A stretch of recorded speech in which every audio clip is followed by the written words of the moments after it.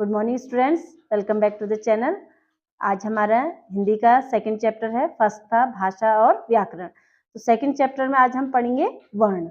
Okay, तो बच्चों जब हम बोलते हैं तो हम क्या करते हैं, अनेक शब्दों का प्रयोग करते हैं और ये शब्द क्या होते हैं, ध्वनियों से मिलकर बनते हैं।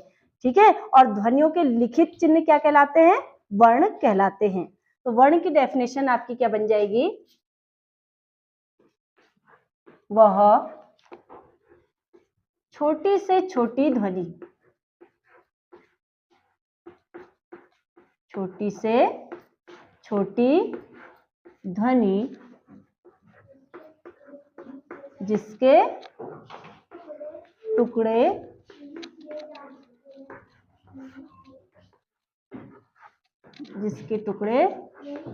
न किए जा सके। ठीक है, नहीं किए जा सके, नहीं किए जा सकते हैं, क्या कहलाते हैं, वर्ण कहलाते हैं।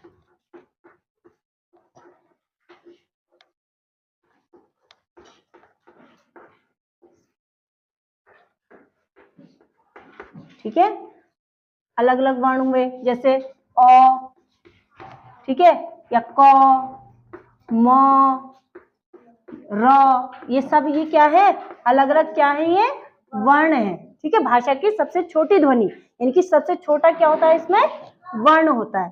समझ में आ गया सबके। अब आते हैं वर्ण के भेद। वर्ण के भेद, तो वर्ण के कितने भेद होते हैं, बताइए।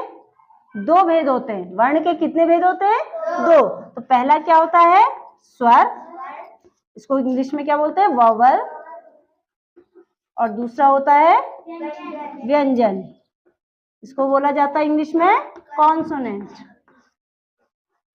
कंसोनेंट, ठीक हो गया। वर्ण के भेद कितने हो गए, दो, स्वर, वॉवल, और दूसरा हो गया व्यंजन यानी कि कंसोनेंट। ठीक हो गया। अब एक आता है आपका वर्णमाला। वर्णमाला, ठीक है। अब माला क्या होती है, हम पहनते हैं ना, तो माला किस चीज से बनी होती है, मोतियों से। मोतियां पिरो पिरो के क्या बनती है, माला बनती है। तो इसी प्रकार वर्ण मिलकर क्या बनेंगे, वर्णमाला। क्या बनेंगे, वर्णमाला। पूर्व के वर्णों की एक उसको बोलेंगे वर्णमाला। तो वर्णमाला की डेफिनेशन क्या बन जाएगी, वर्णों के व्यवस्थित क्रम को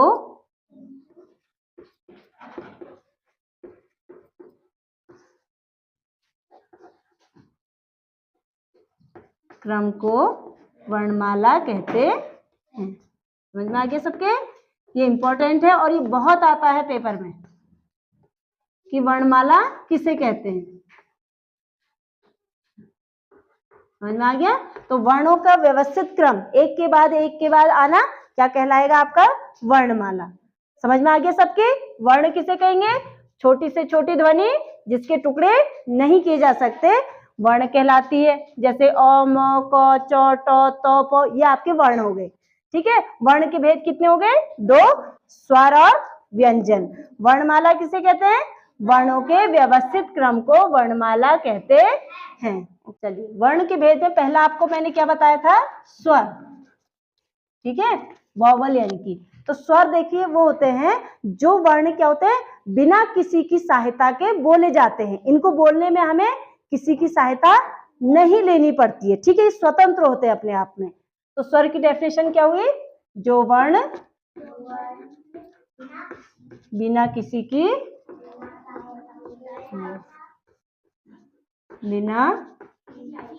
की सहायता के बोले जाते हैं।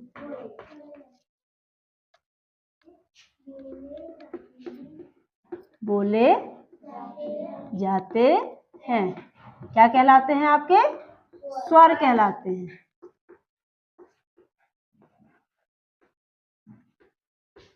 स्वर कहलाते हैं।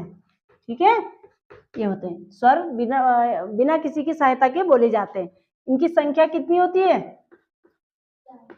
इनकी संख्या, हाँ बताइए, 11। कितनी होती है? 11 होती है। कौन कौन से होते हैं स्वर? इंग्लिश में तो देखिए आपके 5 वोवल्स होते हैं। कौन कौन से? ए, ई, ठीक हो गया। लेकिन हिंदी में कितने होते हैं स्वर? 11 होते हैं। तो कौन कौन से होते हैं? अ, आ, छोटी,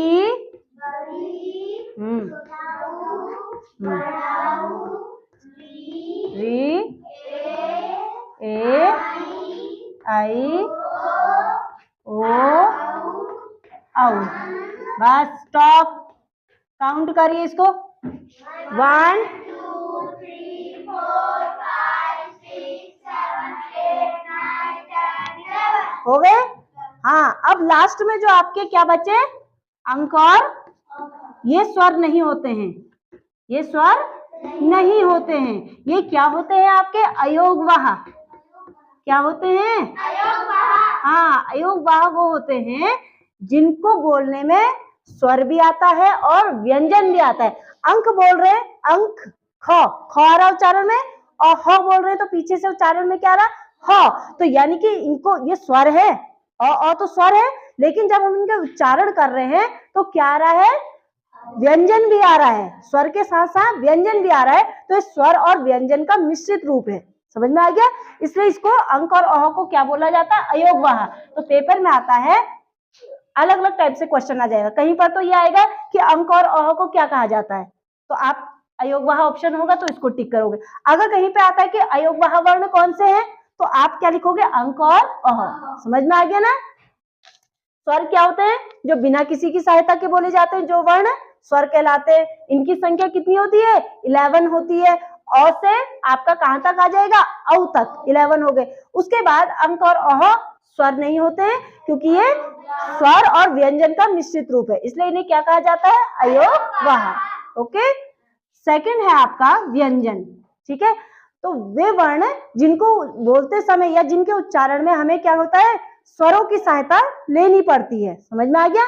तो वही क्या कहलाते हैं? आपके व्यंजन कहलाते हैं। व्यंजन, कंसोनेंट। व्यंजन की डेफिनेशन क्या हो जाएगी? जो वर्ण स्वर की सहायता से बोले जाते हैं। हाँ, से बोले जाते हैं। हाँ, या जिनका उच्चारण करते समय हमें स्वरों की सहायता लेनी पड़ती है, क्या कहलाते हैं? व्यंजन कहलाते हैं। व्यंजन कहलाते हैं। हाँ, अब ये व्यंजन कितने होते हैं? इंग्लिश में कितने कॉन्सोनेंट होते हैं आपके? इंग्लिश में 21 टोटल लेटर होते हैं। 26, उसमें से 5 वॉवल हो गए, तो कॉन्सोनेंट कितने हो गए? 21। लेकिन इंग्लिश में, हिंदी में क्या होता है? इनकी संख्या क्या होती है? इनकी संख्या कितनी होती है? 33 होती है। कितनी होती है? 33 होती है। समझ में आ गया सबके? इनकी संख्या 33 होती है। अब ये कहां से कहां तक होते हैं? क से मौत, हाँ, क से ह तक। इसके लिए आपको क ख आने बहुत जरूरी है। जब आपको क ख आएंगे तो आप तब व्यंजन कर पाएंगे। समझ में आ गया? तो ये हो गया। अब उसके बाद देखिए, अब करेंगे स्वर के भेद। स्वर के कितने भेद होते हैं? 3। स्वर के कितने भेद होते हैं? 3। कौन कौन से होते हैं? ह्रस्व स्वर, दीर्घ स्वर, प्लुत स्वर, और नंबर 3 है आपका प्लुत स्वर। ठीक है, तो ये हो गया स्वर के भेद, ह्रस्व स्वर, दीर्घ स्वर और प्लुत स्वर। अब ह्रस्व स्वर देखिए क्या किन्हें कहते हैं, जिन स्वरों के उच्चारण में बहुत कम समय लगता है उन्हें क्या कहेंगे, ह्रस्व स्वर कहेंगे। इनकी संख्या कितनी होती है, 4 होती है। इनकी संख्या 4 होती है, ठीक है, होती है। कौन कौन से होते हैं ये, अ, छोटी, छोटा उ, री, ठीक है। इनके उच्चारण में क्या है, बहुत कम समय लगता है। जैसे इनका उच्चारण कीजिए, अ, इ, उ, री, समझ में आ गया। दूसरा आपका है दीर्घ स्वर। दीर्घ मीन्स क्या हुआ, बड़ा। तो अपना भी पता चल गया कि जिन स्वरों के उच्चारण में अधिक समय लगता है या जिन स्वरों के उच्चारण में ह्रस्व स्वर से दुगना समय लगता है वो क्या हो गया आपके दीर्घ स्वर। और इनकी संख्या कितनी होती है, टोटल स्वर कितने थे, 11 में से 4 माइनस किया, हाँ, तो इनकी संख्या कितनी आ गई आपकी, 7 होती है।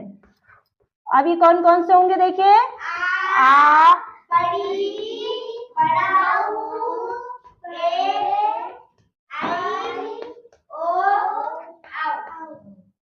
ओ, औ।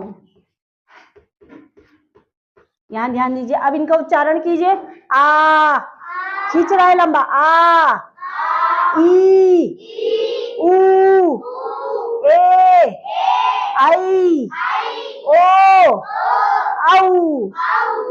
तो इससे ज्यादा समय लगा, ह्रस्व स्वर से ज्यादा समय लगा ना, हाँ, तो ये क्या हो गए आपके दीर्घ स्वर। अब लास्ट में आपका आता है प्लुत स्वर, ठीक है। तो इसके डेफिनेशन क्या है कि जिन स्वरों के उच्चारण में दीर्घ स्वर से तो दुगना समय लगेगा और लेकिन ह्रस्व स्वर से तिगुना समय लगेगा। समझ में आ गया, दीर्घ स्वर से दुगना समय और ह्रस्व स्वर से तिगुना समय, तो उसे क्या कहेंगे, प्लुत स्वर। तो इसमें जैसे आपका आ गया ओम, कहते हैं ना ओम, लंबा खींचा जाता है ओम को, ये हो गया आपका। समझ में आ गया।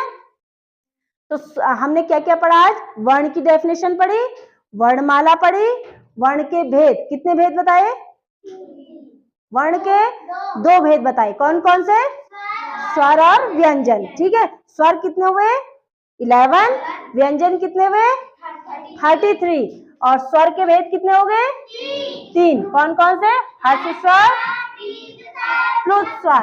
ह्रस्व स्वर कितनी होती है संख्या में 4 और दीर्घ स्वर कितने होते हैं संख्या में, प्लुत स्वर कितने होते हैं, प्लुत स्वर को बोलने में इस ह्रस्व स्वर से तिगुना और दीर्घ स्वर से दुगना समय लगता है। समझ में आ गया। चलिए, सो स्टूडेंट्स आज के लिए इतना ही, और मैं आशा करती हूँ कि आज आपको जो मैंने चैप्टर पढ़ाया है वर्ण, ये आपके अच्छे से समझ में आ गया होगा। और अगर आपको वीडियो अच्छी लगे तो आप लाइक कीजिए, शेयर कीजिए और चैनल को सब्सक्राइब कीजिए। Thank you.